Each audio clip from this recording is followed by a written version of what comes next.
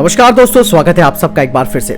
दोस्तों, दुनिया में तीसरी अंतरिक्ष महाशक्ति बनने की कोशिश कर रहा फ्रांस अब इस हफ्ते अपना पहला अंतरिक्ष सैन्य अभ्यास शुरू कर रहा है। इस युद्ध अभ्यास का मकसद किसी भी हमले की स्थिति में अपने अंतरिक्ष उपग्रहों और उपकरणों की रक्षा के लिए अपने अंतरिक्ष कमान की क्षमता का आकलन करना है। फ्रांस के नए अंतरिक्ष कमान प्रमुख माइकल फ्रिडलिंग के मुताबिक ये युद्ध अभ्यास देश की प्रणालियों पर दबाव झेलने की क्षमता का परीक्षण करने के लिए किया जा रहा है।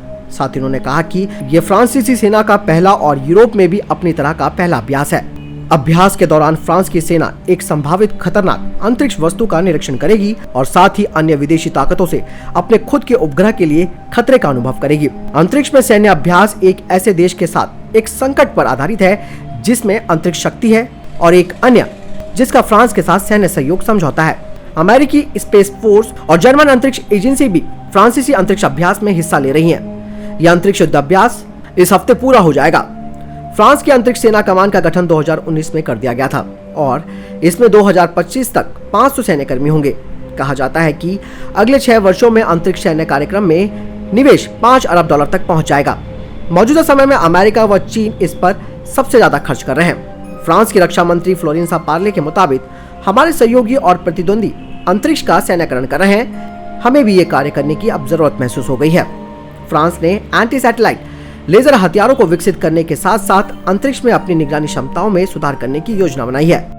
फ्रांस का मानना है कि भविष्य में अंतरिक्ष भी महाशक्तियों के बीच टकराव का एक प्लेटफॉर्म बन सकता है और हम इसमें पीछे नहीं रहना चाहते हैं। यानी कि फ्रांस अंतरिक्ष में अपना युद्ध अभ्यास करना शुरू कर चुका है।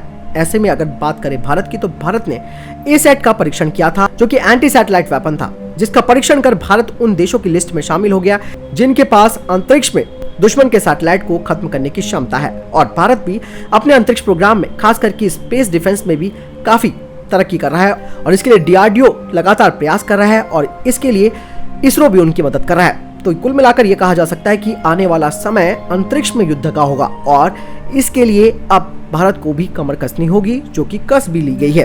तो आप समझ सकते हैं कि एक बहुत बड़ा खतरा जो कि भविष्य में आने वाला है, उससे बचने के लिए या उसका काउंटर करने के लिए इस तरीके के प्रशिक्षण अब जल्द ही अन्य देशों के बीच भी किए जा सकते हैं, जिस तरीके से फ्रांस और जर्मनी और अमेरिका कर रहे हैं। साथ ही साथ भारत भी इसे फ्रांस के साथ कर सकता है आने वाले कुछ दिनों में, जिससे कि भारत की स्पेस डोमेन में अपनी एक क्षमता और बढ़ जाएगी। बहरहाल इस वीडियो के लिए इतना ही।